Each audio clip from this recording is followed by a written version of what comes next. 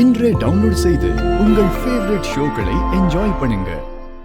பொண்டாட்டிக்கு புடவை வாங்கி கொடுக்கறது இதெல்லாம் புருஷ லட்சணம் தான். ஆனா அத கல்யாணத்துக்கு அப்புறம் செய்யணும். நீ என்னடனா இப்பவே புடவைய தூக்கி கொடுத்துட்டு வந்திருக்க. இது எந்த கணக்குலயா சேரும்? கள்ள கணக்கா? நான் மட்டும் பார்க்காம போயிருந்தேன்னா அந்த புடவை வாங்கின கணக்கை மறைச்சிருப்பேல்ல. அப்படிலாம் இல்ல அப்பதா. நான் கட்டிக்க போற புள்ள தானே. கட்டிக்க போறவளா இருந்தாலும் பொண்டாட்டிய எங்க வைக்கணுமோ அங்கதாண்டா வைக்கணும்.